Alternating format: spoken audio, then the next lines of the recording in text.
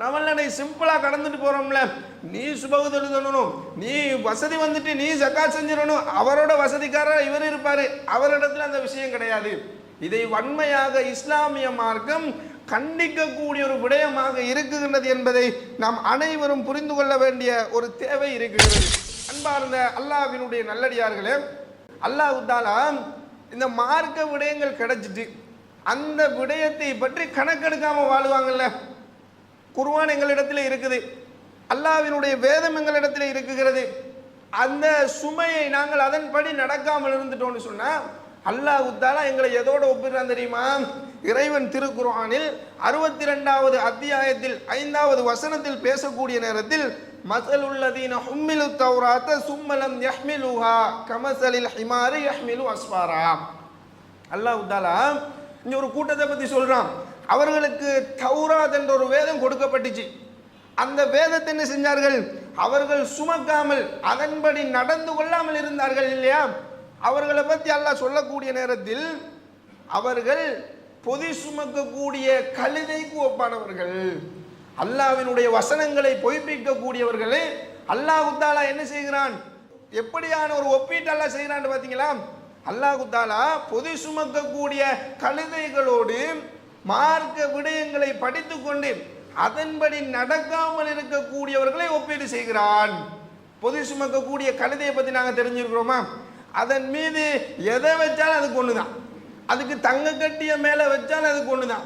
புல்ல கொண்டு வைத்து வச்சாலும் அதுக்கு ஒண்ணுதான். எதுவுமே அறியாத ஒரு பொதி சுமக்கக்கூடிய கழுதைக்கு சமனாக அல்லாஹ்வினுடைய வேதத்தின் படி நடக்காதவர்கள் அல்லாஹ் தஆலா சொல்லி காட்டுகிறான். ஒரு சாதாரண ஒரு விடயம் கிடையாது. நம்மளை சிம்பிளா கடந்துட்டு போறோம்ல. நீ சுபகு தொழுதணும், நீ வசதி வந்துட்டு நீ ஜக்காத் செஞ்சிடணும், அவரோட வசதிக்காரர் இவர் இருப்பாரு, அவரிடத்துல அந்த விஷயம் கிடையாது. இதை வன்மையாக இஸ்லாமிய மார்க்கம் கண்டிக்கக்கூடிய ஒரு விடயமாக இருக்குகின்றது என்பதை நாம் அனைவரும் புரிந்து கொள்ள வேண்டிய ஒரு தேவை இருக்குகிறது. அல்லாஹ்வினுடைய தூதர் முஹம்மது நபி ஸல்லல்லாஹு அலைஹி வஸல்லம் அவர்கள் சொல்லக்கூடிய ஒரு செய்தி இருக்குகிறது. ஒரு பயங்கரமான ஒரு எச்சரிக்கையான செய்தி. நம்ம யாருமே நரகத்தில் போய் விழுவதற்கோ அல்லது நரகம் சம்பந்தப்பட்ட எந்த ஒரு விடயத்திலும் விருப்பம் கொள்ளாத அல்லாஹ்வை அஞ்சக்கூடிய மனிதர்கள். நரகம் என்றாலே ஒரு பயம் இருக்கும், நரகம் என்றாலே ஒரு அச்சம் இருக்கும். இறைவா இந்த நரகத்திலிருந்து பாதுகாத்துரு, இறைவா என்னுடைய குடும்பத்தை நீ நரகத்திலிருந்து பாதுகாத்துரு, அந்த நரகத்தின் பக்கமே எங்களை கொண்டு போய் விடாது என்று துஆ கேட்கக்கூடிய அல்லாஹ்வை அஞ்சக்கூடிய மனிதர்களாக நாம் வாழ்ந்து கொண்டு இருக்கிறோம். அல்லாஹ்வினுடைய தூதரவங்க என்ன சொல்றாங்கன்னு தெரியுமா? ஒரு மனிதன் கொண்டு வரப்படுவான், ஒரு மனிதன் அந்த மறுமை நாளில் கொண்டு வரப்படுவான். கொண்டு வரப்பட்ட அவனை நரகத்தில் அல்லாஹ் தஆலா தள்ளி விடுவான்.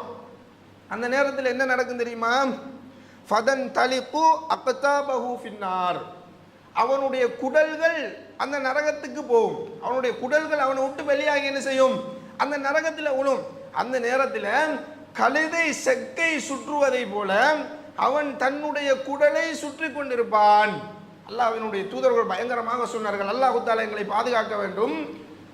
அந்த மனிதன் அந்த நரகத்தில் அந்த பாடுபடக்கூடிய நேரத்தில் மனிதர்கள் என்ன கேட்பாங்கன்னு தெரியுமா? ஐ ஃபுலான் மாஷானு, உனக்கு என்னப்பா நடந்துச்சு? நீ யாரு? உனக்கு என்ன நடந்துச்சு? உனக்கு என்ன நேர்ந்தது? உனக்கு ஏன் இந்த நிலைமை? நீ எப்படிப்பட்ட மனிதன்? அலைஸ குன்த தஅமுருனா பில் மஅரூஃப், எங்களுக்கு நல்ல விடயங்களை ஏவிய மனிதன் அல்லவா நீ? நல்ல விடயங்களை செய்யும்படி அதிகமாக எங்களுக்கு நீ சொல்லி தந்தவன் அல்லவா? வதன்ஹானானில் முன்கர், கெட்ட விடயங்களிலிருந்து பாவமான காரியங்களிலிருந்து எங்களை தூரப்படுத்திய ஒரு மனிதன் அல்லவா நீ? உனக்கு ஏனப்பா இந்த நிலைமை? உனக்கு ஏன் இந்த நிலைமை? அந்த மனிதன் என்ன சொல்லுவார் தெரியுமா? குன்து அமருக்கும், நான் உங்களுக்கு ஏவினேன், நீங்கள் நல்ல விடயங்களை செய்ய வேண்டும் என்று நான் உங்களுக்கு ஏன் ஏவினேன்? நல்ல விடயங்களின்பால் உங்களை நான் வழிகாட்டினேன், நன்மையான விடயங்களை உங்களுக்கு நான் சொல்லித் தந்தேன், கற்றுத்தந்தேன். வலா ஆயாத்திகி, என்னுடைய வாழ்க்கையில் நான் அதை பின்பற்றவில்லை. என்னுடைய வாழ்க்கையில் நான் என்ன செய்யல? அதை நான் பின்பற்றவில்லை. உங்களுக்கு சொல்லி தந்தேன், ஆனால் என்னுடைய வாழ்க்கையில் நான் அதை பின்பற்றவில்லை. வஅன்ஹாக்கும் அனில் முன்கர், கெட்ட விடயங்களில் இருந்து உங்களை நான் தடுத்து கொண்டேன். ஒரு பாவமான காரியம் செய்றீங்களா? இதை செய்யாதீங்க, அல்லாஹ் தஆலா பார்த்து கொண்டிருக்கிறான், அல்லாஹ்வினுடைய தண்டனைக்கு உள்ளாக்கப்பட்டு விடுவீர்கள், இப்படியான பாவங்களை செய்யாதீர்கள் என்று உங்களை எச்சரிக்க கூடியவனாக நான் இருந்தேன், ஆயாத்திகி, ஆனால் நான் அதை விட்டு தடுக்கக்கூடியவனாக இருந்தேனே தவிர அதை விட்டு விட்டு நல்வழியில் செல்லக்கூடியவனாக நான் இருக்கவில்லை. நல்ல விடயங்களை ஏவினேன், கெட்ட விடயங்களில் இருந்து உங்களை நான் தடுத்து கொண்டேன். ஆனால் அந்த இரண்டு விடயத்திலும் நான் ஈடுபாடு செலுத்தாததன் காரணமாக இந்த கொடூரமான தண்டனைக்கு நான் உள்ளாக்கப்பட்டு விட்டேன் என்று அந்த மனிதன் அந்த நேரத்தில் புலம்புவான் என்ற ஒரு செய்தி அல்லாஹ்வினுடைய தூதரவர்கள் எங்களுக்கு சொல்றாங்க. அன்புக்குரிய அல்லாஹ்வினுடைய நல்லடியார்களே, சிம்பிளான ஒரு விடயமா இது? சர்வ சாதாரணமான ஒரு விடயமா? நரகத்தில் அல்லாஹ் தஆலா எப்படியான தண்டனை எல்லாம் வச்சிருக்கிறான்னு சொல்றான். அந்த நரகத்தில் ஒரு மனிதனுக்கு அணிவிக்கக்கூடிய செருப்பின் மூலமாக உச்சன் தலையில் இருக்கக்கூடிய மூளை கொதிக்கும் என்று அல்லாஹ் தஆலா பயமுறுத்துகிறானே, அச்சமூட்டுகிறானே. இப்படியான செயலை செய்பவர்களுக்கு அல்லாஹ் தஆலா எப்படி ஒரு தண்டனையை கொடுக்குறான்?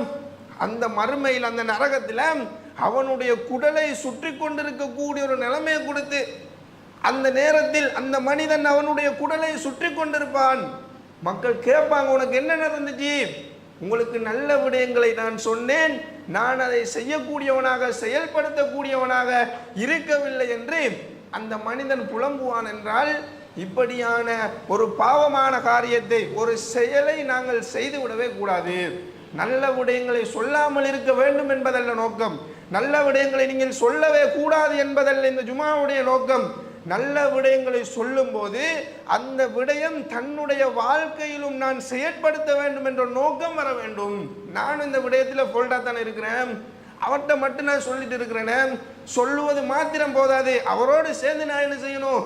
நானும் இந்த விடயத்தில் இனி பக்குவம் எடுத்து நானும் இதை சரியான முறையில் செய்ய வேண்டும் என்ற ஒரு நோக்கத்தோடு என்ன செய்யணும்? மற்றவர்களுக்கு உபதேசிக்க வேண்டும், நல்ல விடயங்களை எடுத்துரைத்து கெட்ட விடயங்களில் இருந்து தடுக்க வேண்டும் என்ற ஒரு நிலைமையை நாம் புரிந்து கொள்ள வேண்டும்.